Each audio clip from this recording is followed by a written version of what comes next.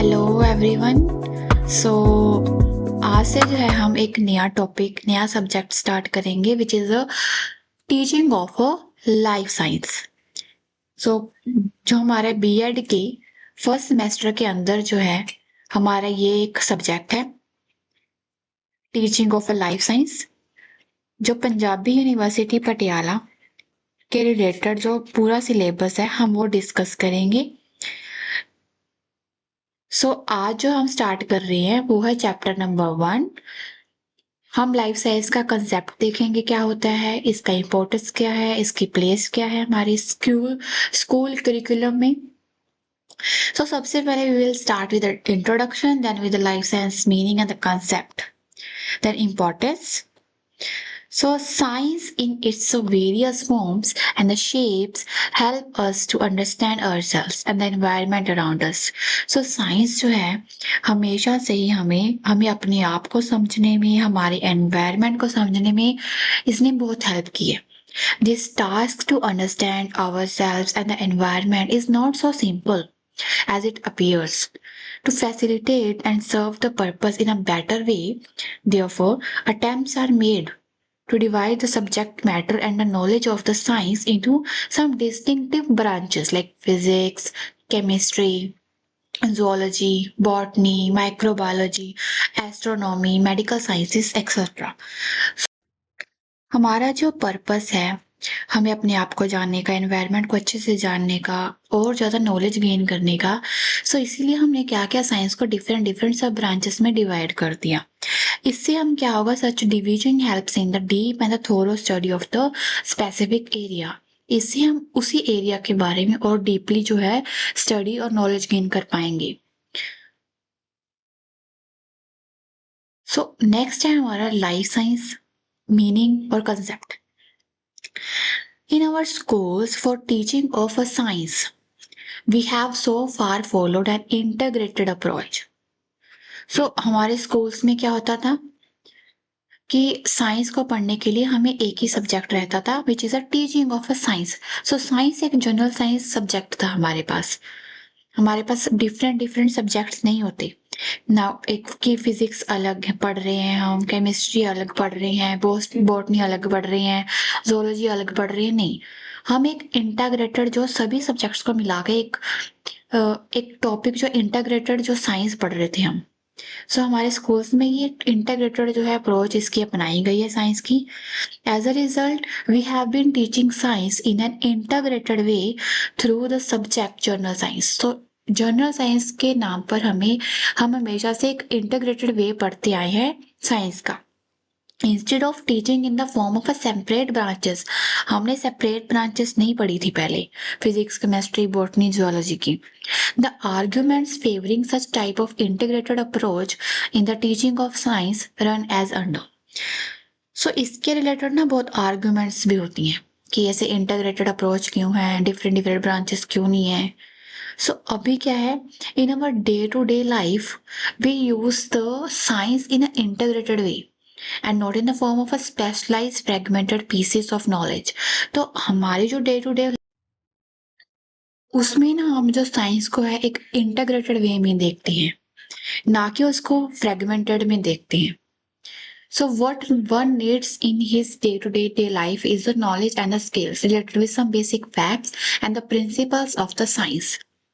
One does not need the specialized and the deep knowledge as advocated and the contained in the specialized branches of science. जो हमारी specialised branches of science हैं, जैसे कि zoology हो गई, उसमें हमें बहुत से एनिमल्स के रिलेटेड बहुत सी बातें बताई जाती हैं। वो कुछ बातें हैं जो हमें शायद हमारे डे टू डे लाइफ में ना इतनी इम्पोर्टेंट नहीं है, उनका शायद कोई यूज है नहीं। हमें एक इंसान को अपनी डेली जो डे टू डे लाइफ है उसमें इतनी ज्यादा नॉलेज की उसकी जरूरत नहीं पड़ती है। इसीलिए जो है, जो उसको एक नॉलेज जो चाहिए उसको अपनी लाइफ में, जो उसके फैक्ट्स चाहिए साइंस के, जो स्किल्स चाहिए साइंस के रिलेटेड, वो उसको एक जनरल साइंस से मिल जाती है। उसको वो इंटीग्रेटेड फॉर्म में ही देखना है, उसको स्पेशलाइज सब्जेक्ट्स में नहीं देखना है साइंस की। Therefore, for most of us, general science can serve the purpose well.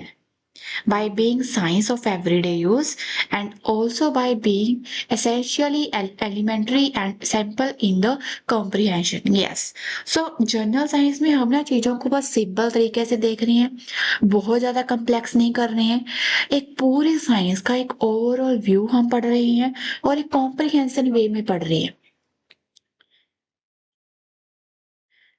It is on account of the above grounds that science in our schools in the past has been taught in the form of a journal science by taking all the essential useful topics related with the day-to-day life activities and needs from the different branches and the areas of science. This type of integrated approach has been a subject of considerable criticism on account of the changed circumstances.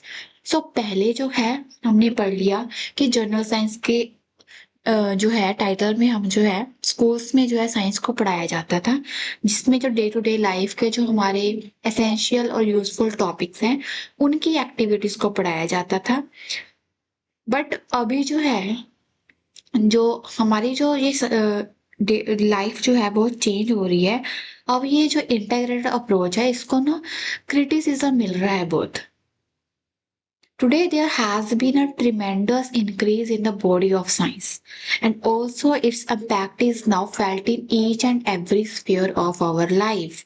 So, अभी जो है science बहुत ज़्यादा develop कर गई है. अभी आप कोई भी चाहे आप टेक्नोलॉजी देखो, वो सब सब जो है साइंस की ही जो है हमें साइंस नहीं दी है हमें. सो अभी हमारे लिए सब चीज़ें जानना जरूरी है. Looking at the all-round development in the fields of the science and the technological advancement जो इतनी हो गई है अब, and consequently considering our growing dependence on the knowledge and the skills of science, the study in the form of a journal science going on in our schools has become out of tune. सो अभी जो इतनी ज़्यादा science develop हो गई है, इतनी ज़्यादा हमारी इस डेवलपमेंट हो गई है फील्ड ऑफ साइंस और टेक्नोलॉजिकल एडवांसमेंट जो इतनी आ गई है, तो सिर्फ साइंस को ऐसा जर्नल साइंस पढ़ाना ठीक नहीं है. It cannot prepare the future citizens for keeping pace with the latest development in the field of science and technology. So अभी जो अगर स्कूल्स में सिर्फ ये जनरल साइंस ही पढ़ाते रहेंगे बच्चों को, तो वो आगे की जो है साइंस के बारे में नहीं पढ़ पाएंगे. बहुत जो इतनी लेटेस्ट डेवलपमेंट्स हो गई हैं साइंस में, टेक्नोलॉजी जो इतनी नई नई आ गई हैं, जैसे कि एआई हो गया, ठीक है, तो वो बच्चे कब सीखेंगे फिर.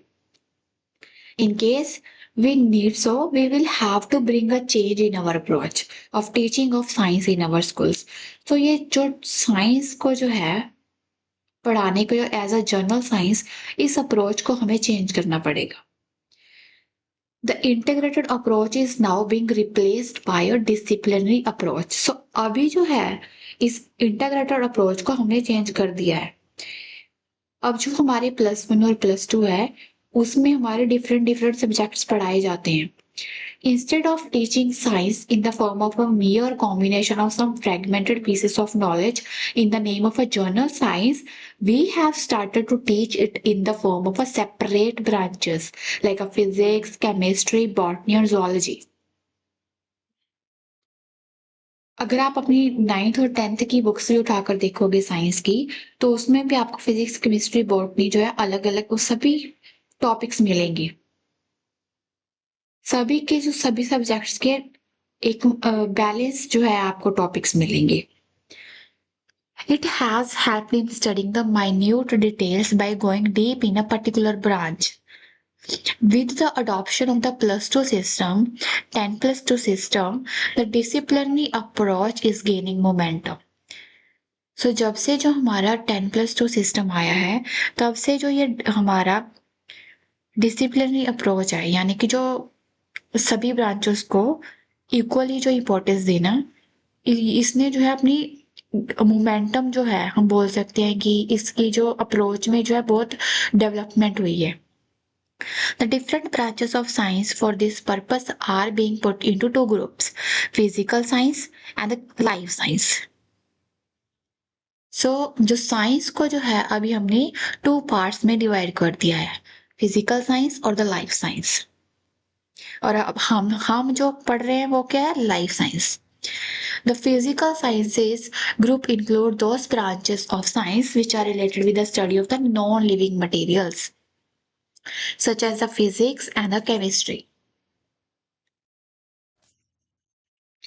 तो जो हमारे फिजिकल साइंसेस में जो फिजिक्स और केमिस्ट्री के रिलेटेड टॉपिक आती है, in the life sciences group we include the branches dealing with the study of living beings like a man, animals, birds, plants, etc.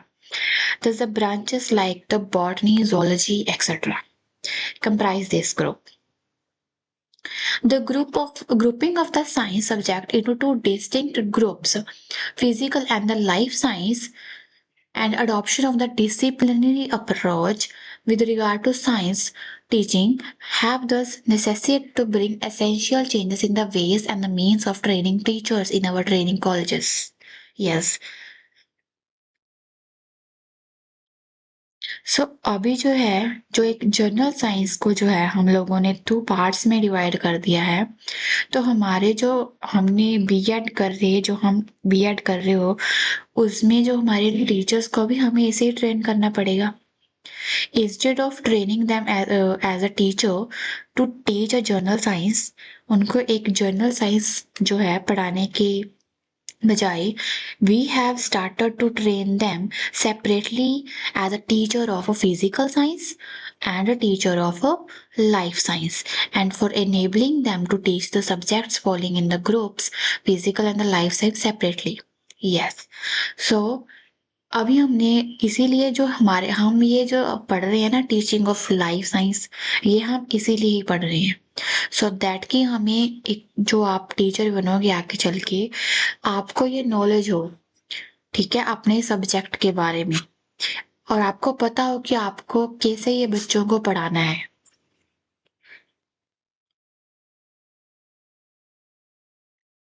The pupil teachers who have a non-medical background, those have offered physics and chemistry in their degree examinations, are being asked to take the teaching of the physical science, yes, as one of their teaching subjects. On the other hand, the pupil teachers like you people who belong to the medical groups, those who have offered the botany and the zoology in their degree, are allowed to take the teaching of the life science as one of their teaching up subjects.